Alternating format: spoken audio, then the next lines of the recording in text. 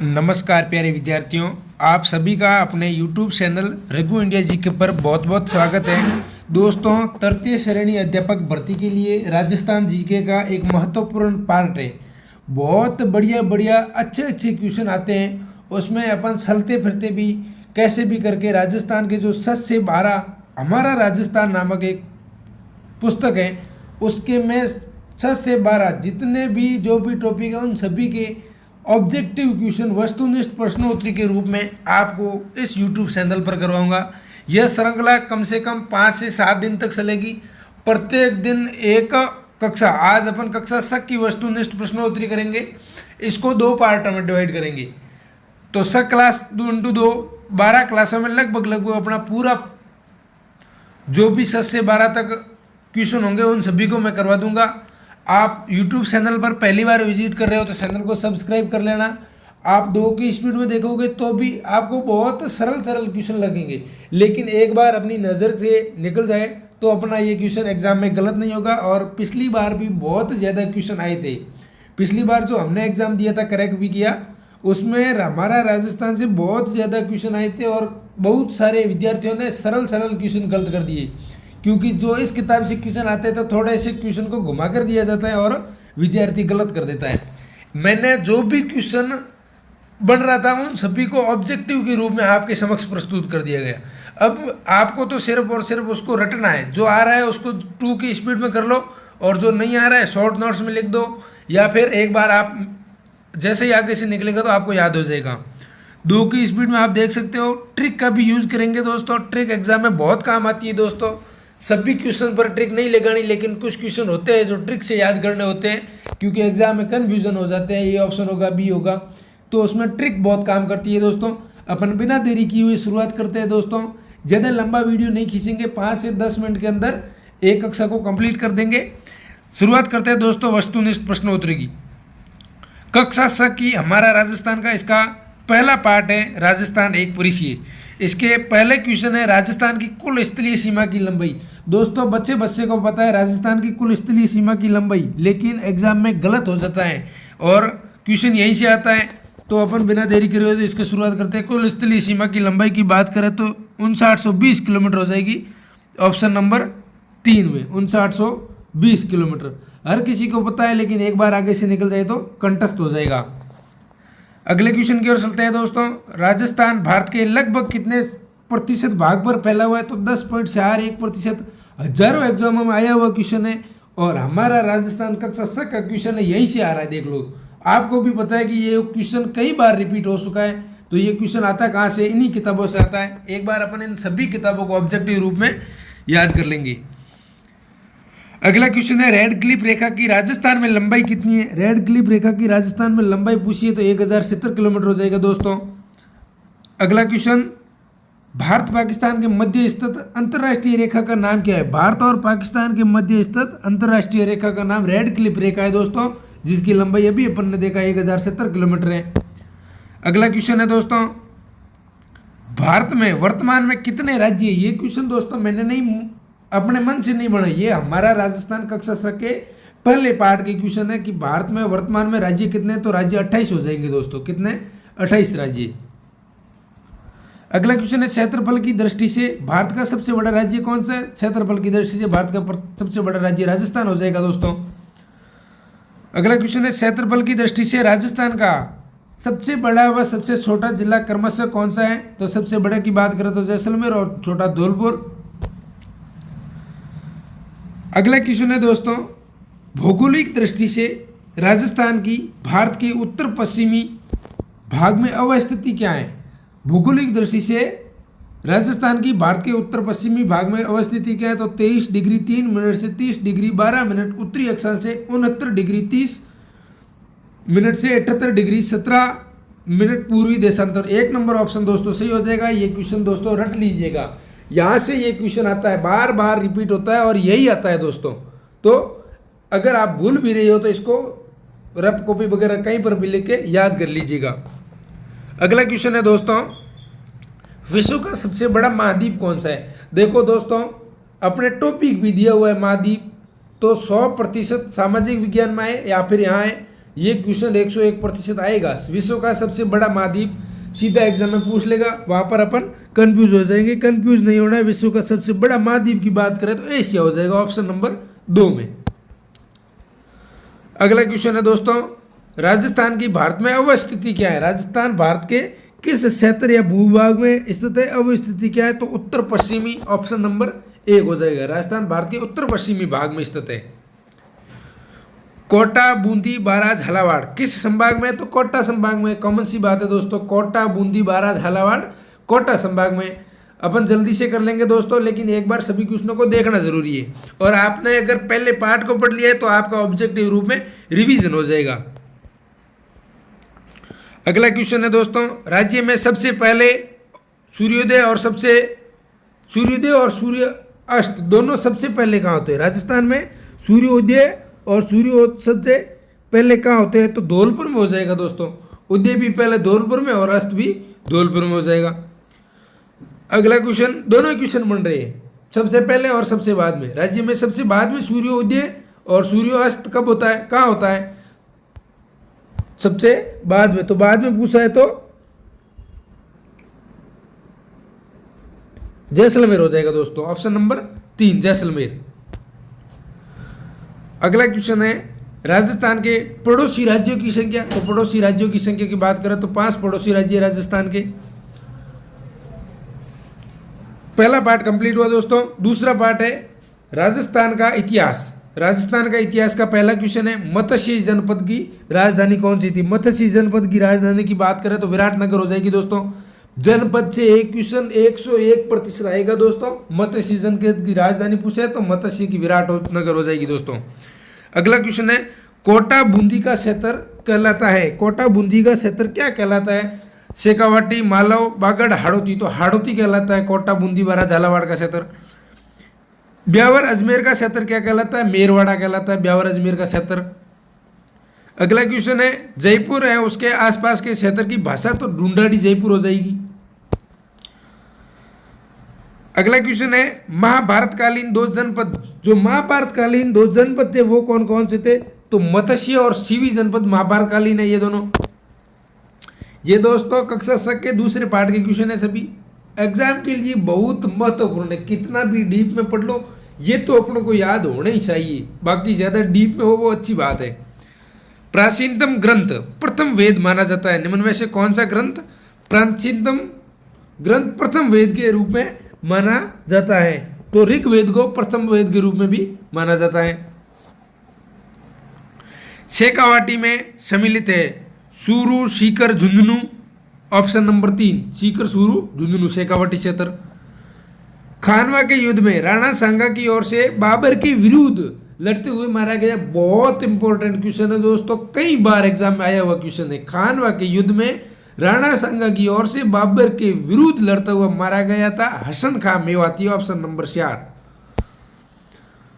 अगला क्वेश्चन है, मालव देश के अंतर्गत कौन सा क्षेत्र आता है? मालव देश के अंदर टोंक, प्रतापगढ़ और झालावाड़ का क्षेत्र आता है दोस्तों। इंपॉर्टेंट क्वेश्चन है ये भी। सीवी जनपद की राजधानी कौन सी है? सीवी की मध्यमिका हो जाएगी दोस्तों। बहुत महत्वपूर्ण है दोस्तों एग्जाम की दृष्टि से। सीवी जनपद की राजधानी मध्यमिका। बयाना प्रशस्ति किस राजवंश का वर्णन मिलता है? बयाना प्रशस्ति में किस राजवंश का? तो सूरसेन। बयाना में किसका मिलता है? सूरसेन राजवंश का वर्णन मिलता है बयाना प्रशस्ति में। अगला क्वेश्चन है दोस्तों, मत्स्य जनपद का उल्लेख किस वेद में मिलता है? मत्स्य जनपद का उल्लेख तो ऋग्वेद में मिलता है दोस्तों। कौन से वेद में? ऋग्वेद में मत्स्य जनपद का उल्लेख मिलता है। बहुत महत्वपूर्ण क्वेश्चन है दोस्तों। पूरी प्रश्नोत्तरी देखोगे तो मजा आ जाएगा। एग्जाम में बहुत सारे क्वेश्चन हूब टू हूब मिलेंगे। मैंने बहुत कोशिश की पूरे के पूरे पाठों को पढ़ा पहले, फिर उसमें से जो भी क्वेश्चन बन रहा है उन सभी को आपके समक्ष वस्तुनिष्ठ के रूप में ले आएगा दोस्तों। इसकी आपको अगर पीडीएफ चाहिए तो पीडीएफ में रघु इंडिया जीके का ये अपना टेलीग्राम ग्रुप बना हुआ है, उसमें सेंड कर दूंगा। टेलीग्राम ग्रुप का लिंक मैं प्रथम कमेंट्स में दे दूंगा, वहां से आप टेलीग्राम ग्रुप को भी ज्वाइन कर लीजिएगा। अगला क्वेश्चन है दोस्तों, प्राचीन समय में गुहिल सिसोदिया वंश का राज्य रहा था। प्राचीन समय में गुहिल सिसोदिया वंश का राज्य तो मेवाड़ में रहा था दोस्तों। कहाँ रहा था? मेवाड़ में। अगला क्वेश्चन, 4वीं शताब्दी ईसा पूर्व है,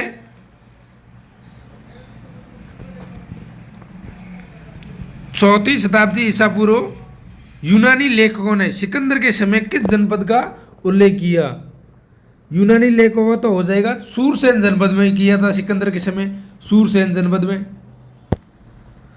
अगला 2 पार्ट कंप्लीट हुए दोस्तों। तीसरा पार्ट है इतिहास जानने के स्रोत, कक्षा स हमारा अध्याय का तीसरा पार्ट है। इसमें पहला क्वेश्चन है वंश भास्कर नामक पुस्तक के लेखक कौन थे? वंश भास्कर के लेखक हो जाएंगे सूर्यमल मिश्रण दोस्तों। कौन हो जाएंगे? सूर्यमल मिश्रण, ऑप्शन नंबर 1। अगला क्वेश्चन है पृथ्वीराज विजय नामक महाकाव्य प्रसिद्ध विद्य जयानक भट्ट। कौन? जयानक भट्ट। बहुत महत्वपूर्ण रचनाएं हैं दोस्तों, इनको याद कर लीजिएगा। बहुत ज्यादा है, वो याद है तो अच्छी बात है, लेकिन यही आएगी एग्जाम में, घूम फिर के यही आ रही है और यही गलत कर देते हैं, इनको रट लो दोस्तों। अगला क्वेश्चन है हमीर महाकाव्य के लेखक कौन है? हमीर महाकाव्य नयन चंद्र सूरी हो जाएगा दोस्तों। हमीर महाकाव्य नयन चंद्र सूरी। कान्हड़ देव प्रबंध के लेखक कौन है? कान्हड़ देव प्रबंध पद्मनाभ हो जाएगा दोस्तों, ऑप्शन नंबर 1।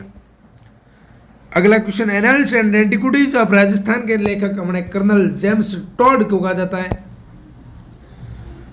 प्रशंसा में लिखे गए अभिलेख को प्रशस्ति कहा जाता है। प से प्रशंसा और पर से प्रशस्ति दोस्तों बहुत बार एग्जाम में आता है और कंफ्यूज हो जाते हैं। प से प्रशंसा, प से प्रशस्ति, प्रशंसा के लिए प्रशंसा में लिखे गए अभिलेख को प्रशस्ति कहा जाता है दोस्तों।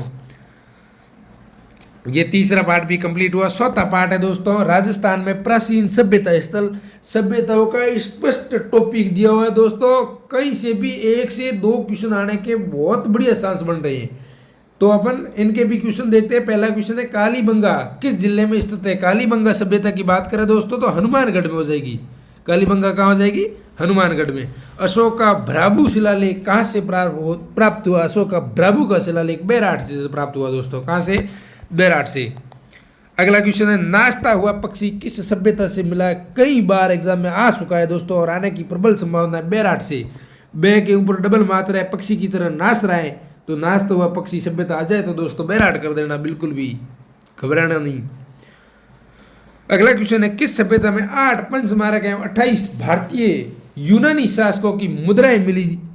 8 पंचमारक और 28 भारतीय यूनानी शासकों की मुद्राएं ये बैराट में मिली और नाचता हुआ पक्षी आता है भाई बैराट। अगला क्वेश्चन है बीजक की पहाड़ी व भीम डूगरी किस सभ्यता से? बीजक की पहाड़ी व भीम डूगरी भी बैराट में दोस्तों। बहुत महत्वपूर्ण, ट्रिपल स्टार लगाइएगा इसको, क्वेश्चन एग्जाम में जरूर देखने को मिलेगा। बीजक की पहाड़ी व भीम डूगरी किस सभ्यता से संबंधित है? तो बैराट सभ्यता से संबंधित है। अगला क्वेश्चन है किस सभ्यता से हाथ से बने हुए वस्त्र प्राप्त हुए? बैराट और बालातर दोनों से हुए दोस्तों, बहुत महत्वपूर्ण। बैराट और बालातर दोनों से हाथ से बने हुए वस्त्र प्राप्त हुए। ताम्र संचयी संस्कृति किस सभ्यता को कहा जाता है? ताम्र संचयी सभ्यता गणेश्वर सभ्यता को कहा जाता है। ताम्र संचयी संस्कृति गणेश्वर सभ्यता को कहा जाता है दोस्तों। महत्वपूर्ण क्वेश्चन है सर्वप्रथम किस धातु का प्रयोग किया गया? तो तांबा धातु का प्रयोग सर्वप्रथम किया गया दोस्तों, तांबा का। अग्निकुंड देविकाओं, अग्निकुंड वेदिकाओं के साक्ष्य कहाँ से प्राप्त हुए? तो अग्निकुंड के साक्ष्य की बात आए तो कालीबंगा से हुए दोस्तों। अगला क्वेश्चन है 10वीं या 11वीं शताब्दी में किस सभ्यता को अघाटपुर के नाम से, अघाटपुर या अघाटपुर अहाड़ सभ्यता के नाम से जाना जाता था? अगला 5वां पार्ट है दोस्तों आज़ादी से पूर्व सरकार का स्वरूप क्या था? आज़ादी से पूर्व सरकार में क्या, कौन वेतन संबंधी कार्य कर रहा था, कौन, वो जो भी क्वेश्चन बन रहे हैं हमारा राजस्थान कक्षा स के पार्ट में जो क्वेश्चन बन रहे हैं वो सभी मैंने यहाँ आपको दे दिए गए। सेना को वेतन देने तथा सेना संबंधी अन्य कार्यों की जिम्मेदारी किसकी होती थी? वेतन देने की बात आए दोस्तों तो सीधे सी बख्शी हो जाएगा। वेतन देने का आपको कहीं भी नाम दिखे तो बख्शी। वेतन देने तथा सेना संबंधी अन्य कार्यों की जिम्मेदारी किसकी होती थी? बख्शी की होती थी। अगला क्वेश्चन है राजस्थान में प्रथम निर्वासित मुख्यमंत्री टीकाराम पालीवाल हो जाएगा दोस्तों। प्रथम निर्वासित मुख्यमंत्री का नाम आए तो टीकाराम पालीवाल। भारत का प्रथम वॉयसराय, भारत का प्रथम वॉयसराय की बात आए तो लॉर्ड कैनिंग हो जाएगा दोस्तों। अगला क्वेश्चन है राज्य की सबसे छोटी इकाई को क्या कहा जाता था? राज्य की सबसे छोटी इकाई को किस रूप में कहा जाता था? तो ग्राम के रूप में जाना जाता था पहले। ग्राम राज्य की सबसे छोटी इकाई। राजस्थान की प्रथम विधानसभा के चुनाव कब हुए? राजस्थान की प्रथम विधानसभा के चुनाव 1952 में हुए दोस्तों। अगला क्वेश्चन है, राज्य की संपूर्ण शक्ति का सर्वोच्च केंद्र होता है। संपूर्ण शक्ति का सर्वोच्च केंद्र राजा ही होता था दोस्तों। कौन होता था? राजा होता था। संपूर्ण शक्ति का सर्वोच्च केंद्र, न्याय का कार्य राजा ही करता था। अगला क्वेश्चन है, निम्न में से किस एक का कार्य आमदनी और खर्च को संतुलित बनाए रखने आमदनी और खर्च को संतुलित बनाए रखने तथा बचत को सुरक्षित कर राजकोष में वृद्धि करने का कार्य था? तो ये खजांची का कार्य था। आमदनी और खर्च को संतुलित बनाए रखना तथा बचत होती थी उसको सुरक्षित कर राजकोष में वृद्धि करना, खजांची। दोस्तों इसको रट लीजिएगा, जैसे भी आपको याद हो कर लो, ये एग्जाम में देखने को मिलेगा आपको क्वेश्चन। अगला क्वेश्चन है दोस्तों, 1935 ईस्वी के भारत सरकार अधिनियम को लागू कब किया गया था? दोस्तों बहुत महत्वपूर्ण क्वेश्चन है। 1935 का अधिनियम लागू 1 अप्रैल 1937 को किया गया दोस्तों। रट लीजिएगा इस क्वेश्चन को, डबल स्टार लगाइए। 1 अप्रैल 1937 को लागू किया गया। वह पत्र जिसमें शासक द्वारा प्रदान की जागीर का उल्लेख होता है क्या कहलाता है? जागीरी पट्टा कहलाता है दोस्तों। क्या कहलाता है? जागीरी पट्टा। वह पत्र जिसमें शासक द्वारा प्रदान की गई जागीर का उल्लेख, ज से जागीर का उल्लेख, ज से जागीरी पट्टा कहलाता है दोस्तों। जैसे भी याद हो आपको याद करना है, एग्जाम में जरूर मिलेगा दोस्तों अपने रघु इंडिया जी के यूट्यूब चैनल को सब्सक्राइब जरूर करना अगर आप चैनल पर पहली बार विजिट कर रहे हो, और वीडियो पसंद आया तो लाइक जरूर करना। आपका बहुत बहुत आभार, धन्यवाद। अपन नेक्स्ट वीडियो में हमारा राजस्थान की जो कुल 10 पार्ट है उसके 5 पार्ट कंप्लीट कर लिए, 5 और शेष पर हैं उनको जल्दी नेक्स्ट वीडियो में करेंगे। आप एक बार जरूर वीडियो को देखिएगा। आपका बहुत बहुत धन्यवाद दोस्तों।